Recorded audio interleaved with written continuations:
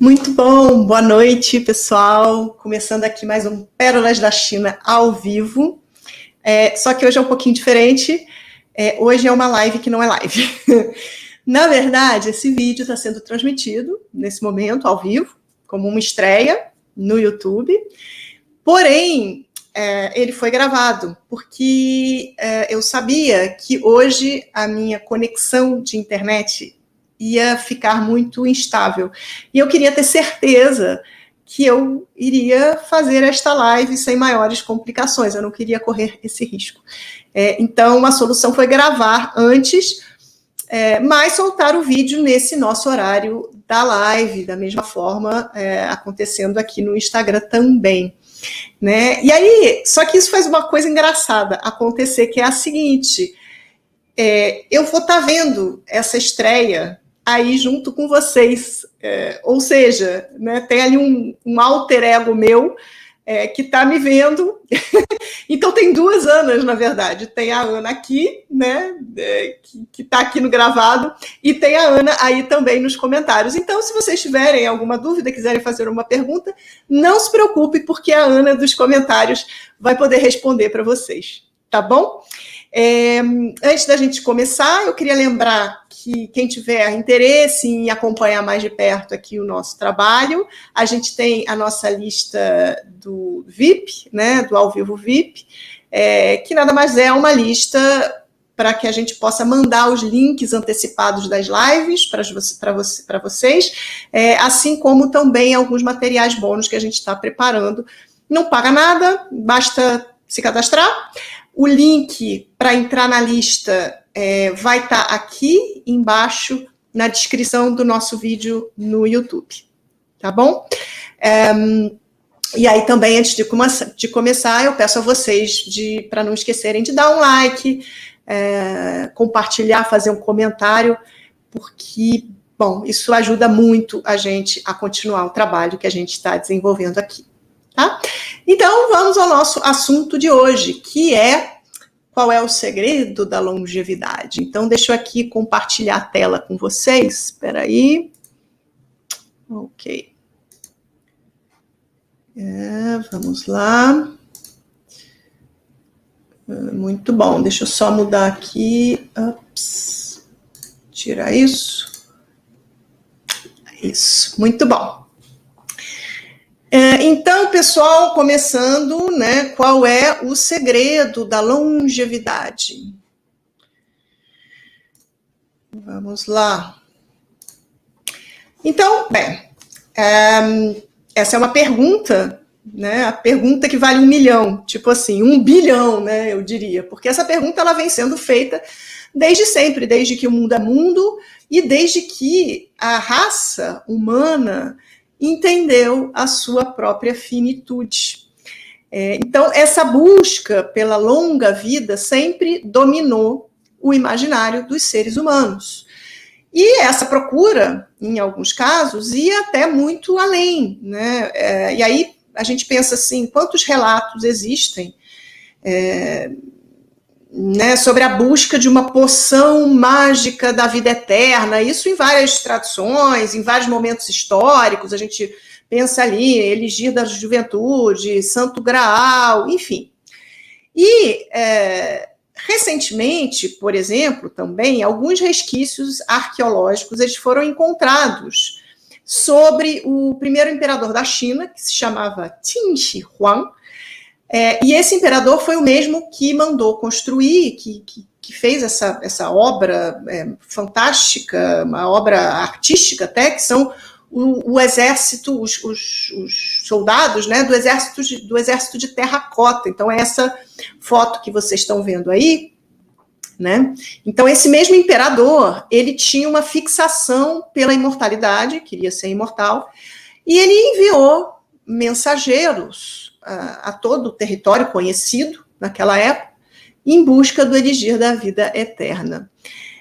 E aí conta a lenda que ele mandou vários grupos, né, várias expedições, e uma das expedições mandadas para procurar essa poção eles não quiseram voltar, porque eles ficaram com medo de serem executados, porque, evidentemente, eles não encontraram, né, a fonte da juventude, e eles iam voltar e iam ser executados, né?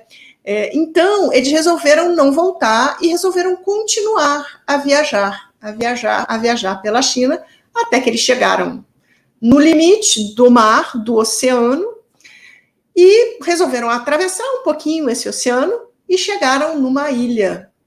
Então, eles colonizaram o Japão. Então, essa é a história que se conta, uma das histórias que se conta. Enfim, mas então, para falar dessa fonte da juventude, que no caso da China, né, inclusive muitos imperadores acabavam morrendo porque eles pediam para os alquimistas deles, né, lá, para eles produzirem tentarem achar essa fórmula mágica, né?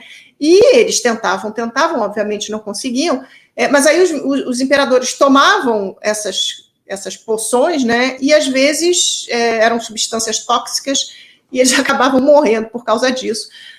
Enfim, morrendo até antes do que eles morreriam naturalmente, né? Se não tivessem tomado a poção. E o curioso não, né? Mas assim, apesar dessa busca incessante pela imortalidade, os imperadores chineses eles não viviam muito, né? Então, a expectativa de vida média era de 41 anos.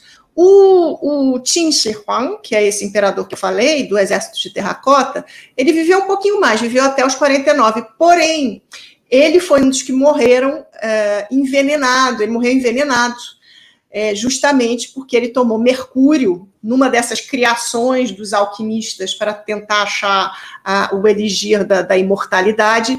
Ele, enfim, acabou morrendo porque foi envenenado pela própria poção da juventude. Mas, dentro desses imperadores chineses, um caso sempre se destacou, que é o caso do imperador Qianlong, que foi o 5º imperador da dinastia Qin, só que ele morreu com 87 anos. E aí ele teve um dos reinados mais longevos da história da China, de 1735 a 1796. Então, portanto, ele reinou 61 anos, é tempo para burro. E, na verdade, o reinado dele, quando ele deixou de ser imperador, ele não deixou porque ele morreu, ele deixou porque ele abdicou em favor da descendência dele. Então, ele poderia ter continuado, poderia ter tido um reinado ainda mais longo. Então, essa longevidade do Qianlong, que contrasta com a expectativa de vida, média de vida dos outros imperadores, sempre intrigou um pouco os pesquisadores. E aí, tem um estudo que foi publicado nos Estados Unidos, e olha que interessante esse estudo. Eles pegaram os dados de 240 imperadores chineses que viveram na cidade imperial e compararam com os dados de expectativa de vida de monges budistas e de médicos tradicionais daquela época, claro, de medicina chinesa, né? E aí, a pesquisa mostrou uma diferença grande. Então, olha só essa tabelinha aí com os desenhinhos. Enquanto os imperadores eles viviam, em média, 41 anos, os monges viviam 67 anos e os médicos 75 anos. Vejam só a diferença, né, entre eles. Mas a pergunta é por que, né, se a vida dos imperadores aparentemente era muito mais fácil do que a vida dos monges e dos médicos, né? A gente imagina que era, né? Eles comiam bem, não tinha falta de alimentos, eles dormiam confortavelmente numa cama maravilhosa, com sedas e tal, eles não passavam frio, né? Eles não estavam sujeitos às intempéries, nada faltava, né, em teoria, para esses imperadores. Então, a gente tem essas duas perguntas, né? Por que os imperadores viviam menos, apesar de terem essa vida, em teoria, mais fácil, e por que o Qianlong viveu tão mais, contrariando as expectativas? Qual seria essa explicação? Como que a gente pode entender essa diferença entre imperadores, monges e médicos. Tcharanã. Aí é o seguinte, os pesquisadores concluíram, entre outras coisas, mas principalmente, né, que essa vida fácil dos imperadores, entre aspas, ela podia também ser a ruína dos imperadores. Por quê? Porque os imperadores comiam demais, eles faziam pouco exercício, eles bebiam muito, viviam em festas, eles tinham uma vida sexual cansativa, eles tinham um monte de concubinas, né, muitas mulheres, e, quer dizer, eles viviam uma vida de excessos, era uma vida desregrada. E, além disso, uma outra coisa, apesar deles serem muito poderosos, né, eles eram os filhos do céu.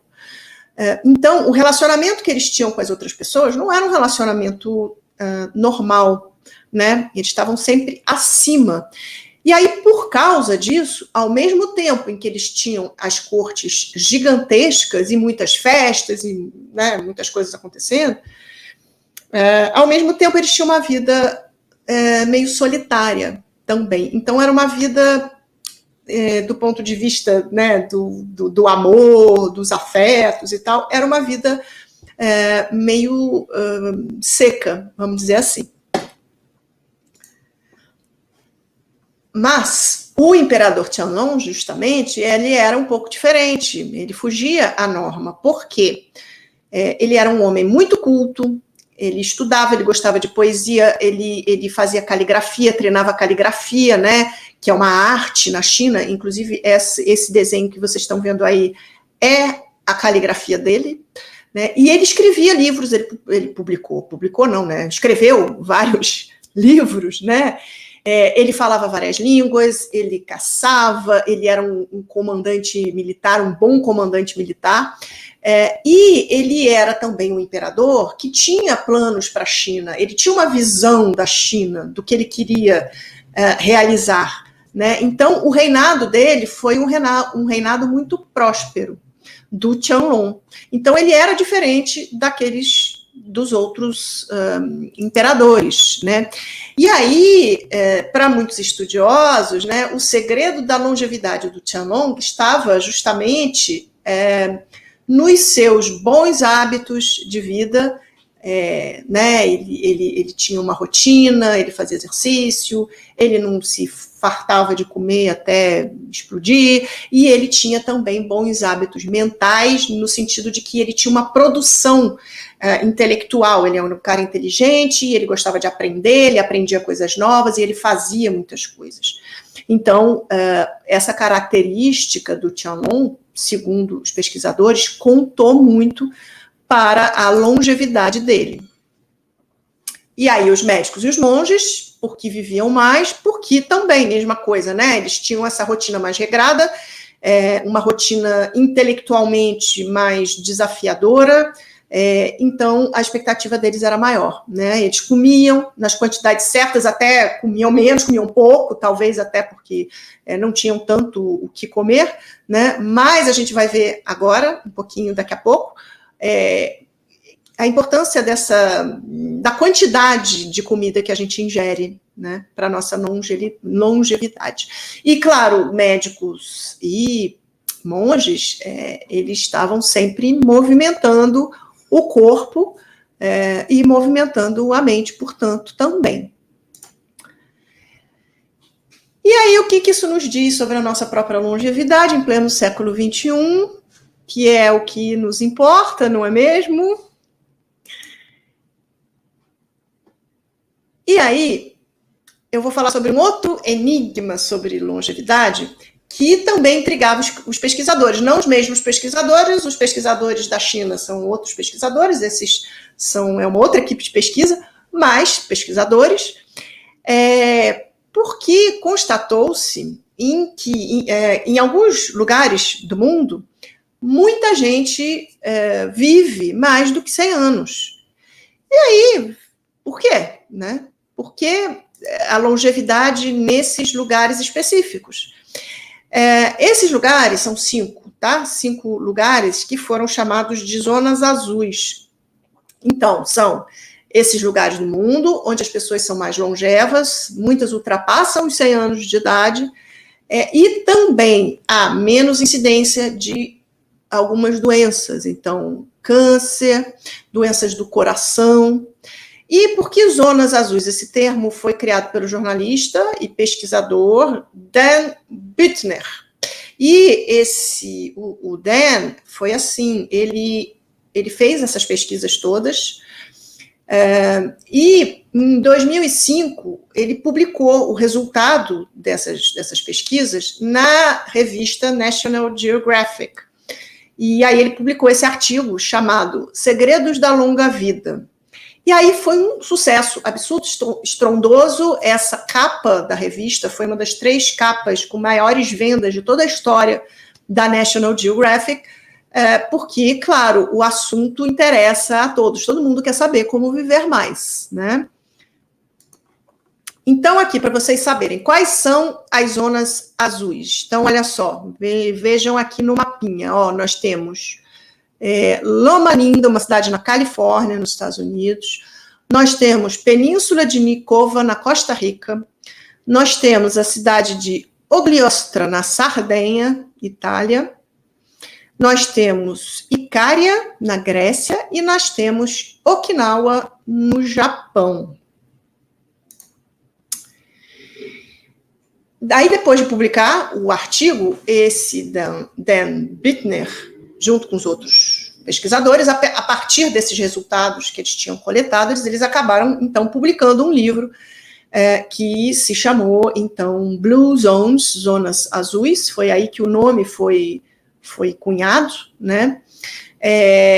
Onde eles falam dessa análise que eles fizeram dos hábitos, dos comportamentos, das vivências nesses 5 lugares do mundo, e daí eles tiraram algumas conclusões sobre o que poderia ter influência na longevidade. E aí, o que eles descobriram, minha gente? Vamos ver.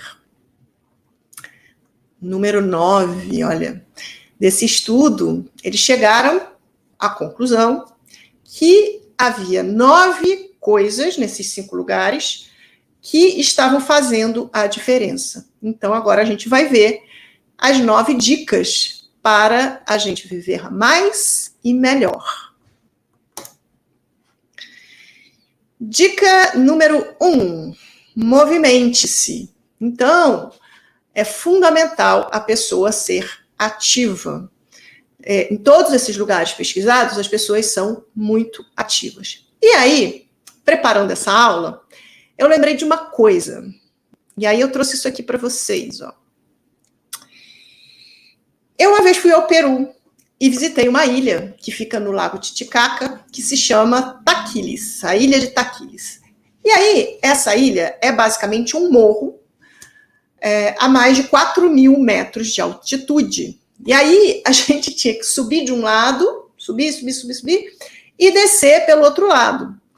Só que, com o ar rarefeito, mais de 4.000 metros, para subir o morro, eu estava me arrastando, eu estava com taquicardia, eu não conseguia respirar, eu dava 2 passos, estava morrendo. Só que essa ilha tem uma população idosa muito saudável. Engraçado porque, quer dizer, engraçado não, né? Taquile não está, né, no estudo dessas 5 zonas azuis, né? Mas porque provavelmente ninguém foi lá e está lá escondido. Porque eu acho, provavelmente, se fizesse um estudo lá, ela talvez se encaixasse nesses outros critérios das zonas azuis, porque ela tem essa população idosa super saudável, né? Então, eu trouxe aí para vocês essa senhorinha que está aí, ó, com essa roupa coloridinha, bonitinha, ela não está muito sorridente, mas ela tem perto de 100 anos. Acho que ela tinha 99, né, nessa foto. E aí eu estava lá em Taquiles, subindo o morro, me arrastando, pedindo para meu filho me puxar, porque eu não estava conseguindo, né, dar conta do ar, faltava uma coisa assim. E ela essa senhorinha passou por mim, feliz da vida, saltitante. Ela era pastora, então veio lá com os carneirinhos subindo a montanha, e ela também lá, assim, na maior tranquilidade, sem a menor dificuldade. E eu fiquei muito espantada, né? E lá também, nesse mesmo dia, eles fazem uma apresentação para os turistas, e aí tinha lá uma apresentação de dança, e simplesmente tinha um velhinho de 100 anos, esse já tinha 100 anos, que dançava com uma jovenzinha, se apresentando para os turistas, né? Uma coisa absolutamente incrível. Então, qual é? E aí vocês veem essa foto minha ali, eu fazendo essa posição de Tampien, que é uma posição do movimento, uma posição do Tai Chi Chuan, né? Parece ali que eu estou muito calma, muito tranquila, aquela vista maravilhosa atrás. Eu estava arrasada, eu não estava conseguindo dar 2 passos, né? Então, a população dessa ilha, o que acontece? Eles ficam fazendo exercício o dia inteiro, porque eles sobem e descem aquela ilha o tempo todo, várias vezes no dia. Eles têm uma alimentação super saudável, sobretudo à base de peixes e legumes, né? Tudo cultivado ali também, localmente, no que eles conseguem cultivar, né? E é um ar maravilhoso, puro e tal. E o resultado é uma população idosa, saudável, feliz, né? Então, a dica também é a seguinte, pessoal: não precisa fazer maratona, não precisa subir o morro lá de Itaqui de 15 vezes por dia, não precisa treinar alucinadamente, mas precisa sim se mexer. Mas o se mexer pode ser uma mexidinha, pode ser vai a pé até a esquina e volta, pode ser subir alguns lances de escada, pode ser limpar a casa, pode ser, enfim, caminhar. Não precisa ser muito complicado, mas é preciso se mexer. Isso já está comprovado. Não precisa nada exagerado, mas vamos nos movimentar, né? E pode ser essas coisas que a gente nem percebe que está fazendo, que estão incluídas aqui no nosso dia a dia e que a gente pode fazer com muita facilidade, né? Não precisa matricular na academia, nada disso. Então é isso. Primeira dica, movimente-se. Segunda dica, pessoal, fuja do estresse. E aí, claro, isso é mega importante, apesar de parecer difícil, muito difícil, não é mesmo? Mas, por mais que a gente ache que seja muito difícil, seja impossível, que o nosso trabalho não deixa, a gente vive no estresse, a gente não tem como fugir disso, a nossa rotina não permite, nós podemos, sim, criar para a gente mesmo algumas saídas, alguns truques para que a gente não fique dominado totalmente pelo estresse. A nossa mente é nossa, o nosso corpo é nosso, então a gente não pode pensar que não há saída. Há saída para o estresse, sim, há sempre uma saída. Então, a gente tem que descobrir maneiras de fazer, tipo assim, né? Sabe, balão de ar, tá ali cheio, né? Aquilo ali é a cabeça da gente explodindo, é a nossa rotina explodindo, é o estresse que domina.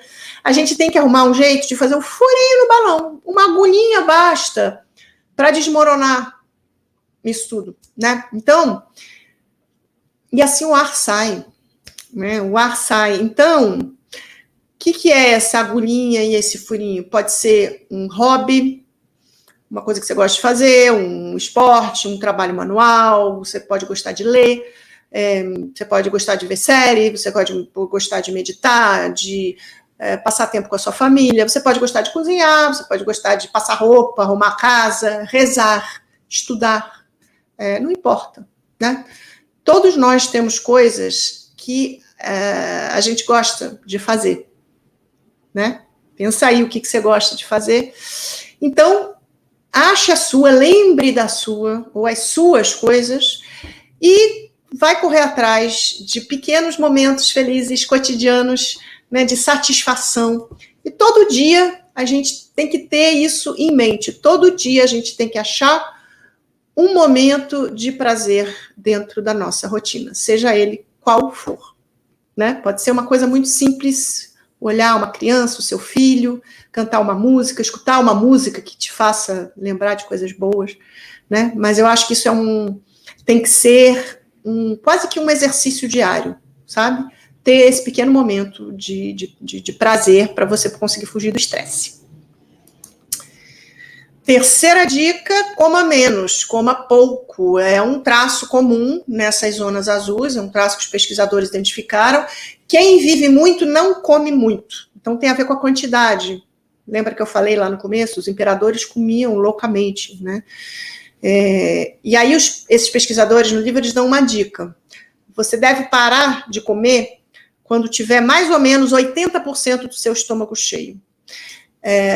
Isso o Dr. Min, nos nossos vídeos do canal, ele também fala muito, né? Que você nunca tem que chegar no limite, você tem que sempre deixar um espacinho.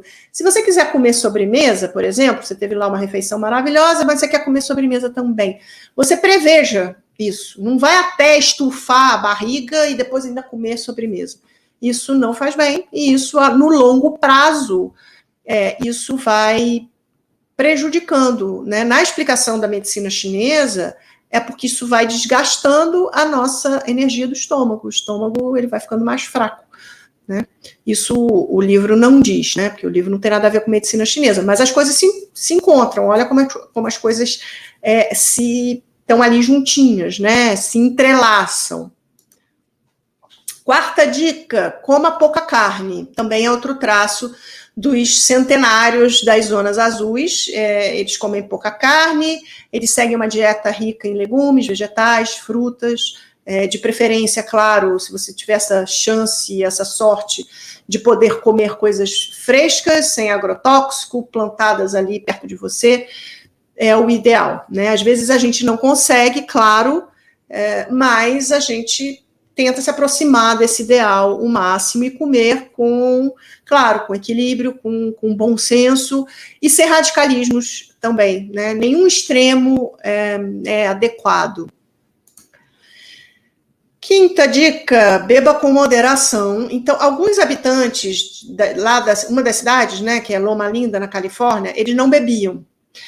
Mas nas outras 4 cidades bebiam moderadamente. Então, a conclusão dos pesquisadores não precisa cortar absolutamente o álcool da sua vida. Se você quiser, legal, melhor ainda. Porém, você pode, sim, moderadamente dar ali, né, tomar ali uma tacinha de vinho e tal, mas de vez em quando, e também, de novo, com bom senso. Fé é a sexta dica. Mas aqui, gente, vejam que a fé, ela é uma fé que tem a ver com espiritualidade, né? Ela não tem a ver com uma religião específica. Não importa a religião que você siga, não importa também que você não siga religião, mas você tenha fé, porque isso é possível. Você pode ser uma pessoa espiritualizada sem necessariamente estar ligada a nenhuma religião. A espiritualidade, ela tem a ver com as coisas que estão além de você, mas não tem a ver necessariamente com uma religião institucionalizada, né?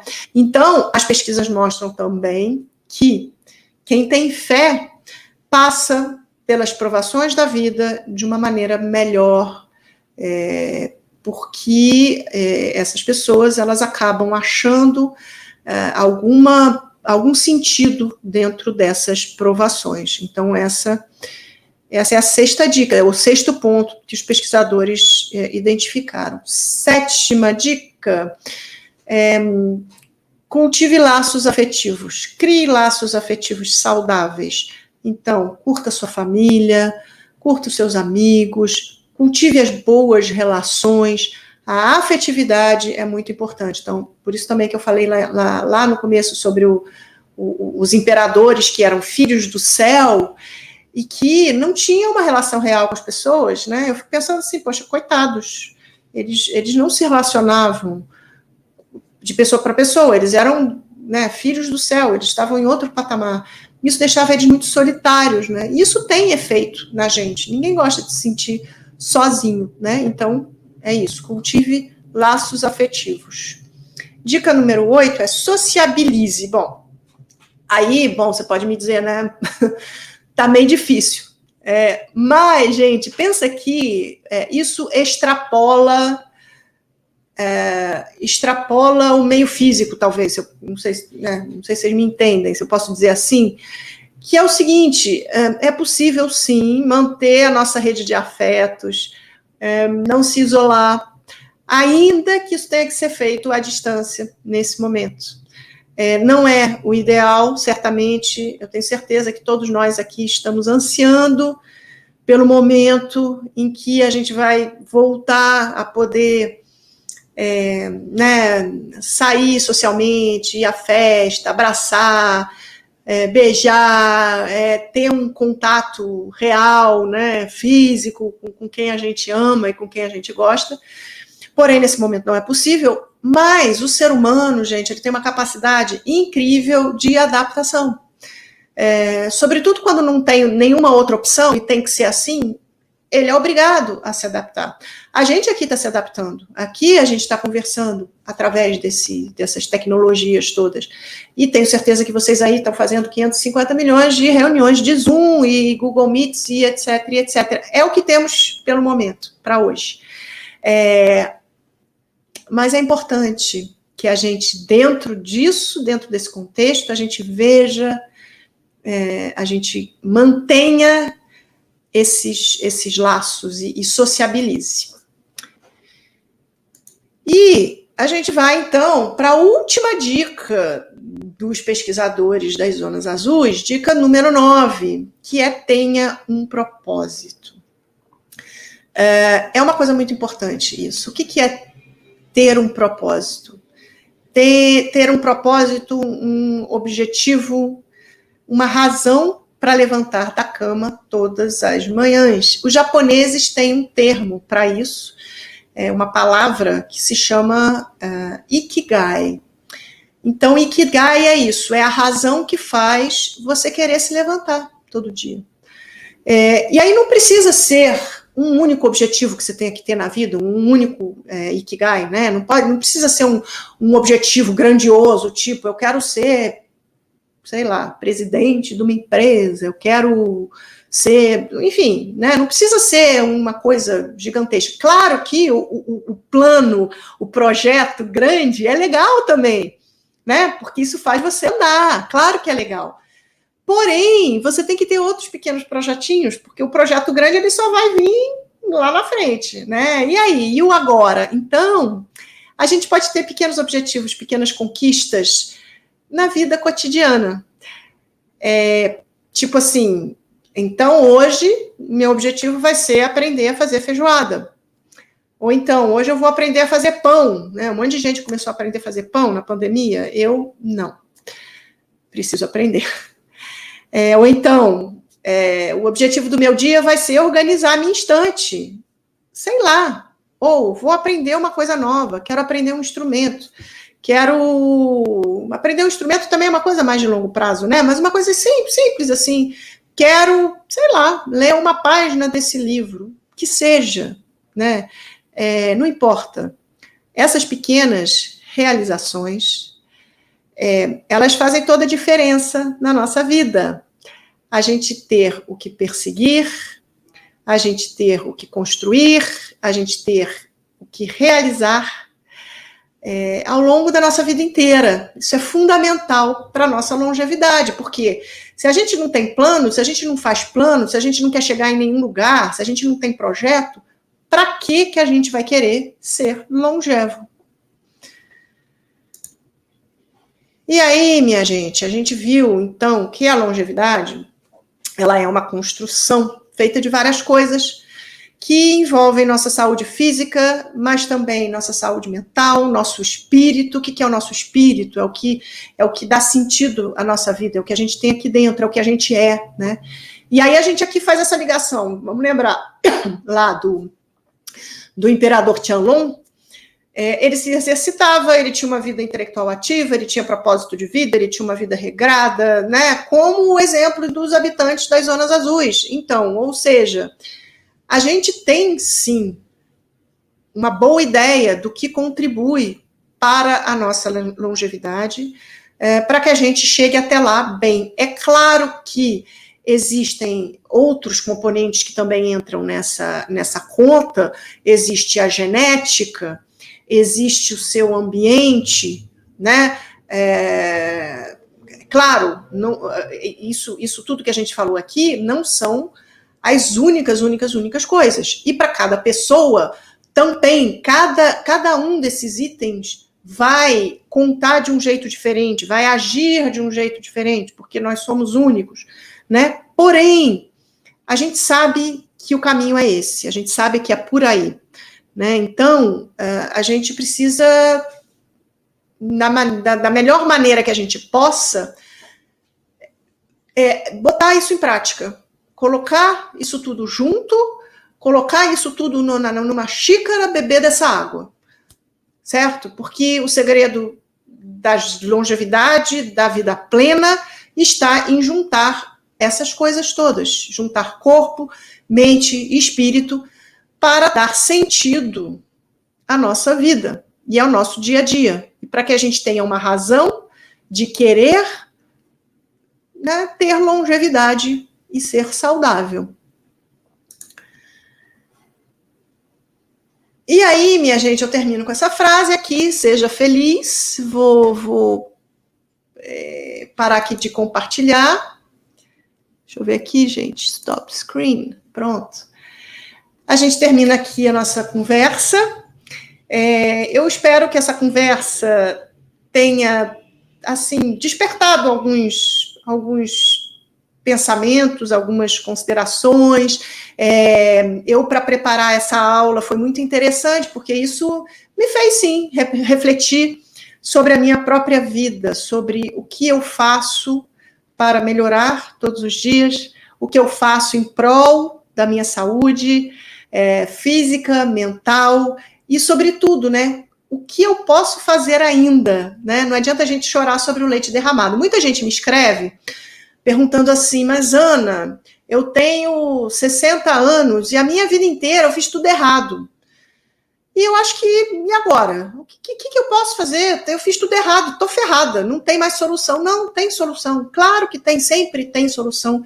E nunca é tarde para você melhorar a sua vida. Então, não importa a sua idade, não importa o que você faça hoje, não importa nada disso. O que importa é, hoje, você parar, pensar na sua vida, pensar no que você faz, pensar no que você quer, né? Pensar no que te faz feliz, para que você comece a melhorar a sua vida a partir de hoje. E pensar na sua longevidade. A longevidade, ela é apenas uma consequência. A gente também não tem que ficar pensando, eu quero viver até 100 anos. Sei lá, se eu vou chegar aos 100, não sei, não me interessa, na verdade, não me importa muito o número, né? O que me importa é viver bem hoje, viver bem amanhã, viver melhor ainda depois de amanhã, dando esses pequenos passos. Então, agradeço aqui a presença de vocês, como sempre. Não esqueçam de curtir o vídeo, de comentar se vocês gostaram, de compartilhar e de se inscrever na nossa lista VIP para você receber os links aqui das nossas lives. Tá bom? Super obrigada. Eu fico por aqui. Mandem para mim algumas considerações sobre o que vocês acharam dessa live e o que essa live provocou, live que não é live, né? O que essa live que não é live provocou em vocês, no sentido de fazer vocês pensarem. O que vocês pensaram? É isso. Boa noite e a gente se vê no próximo encontro, na nossa próxima conversa.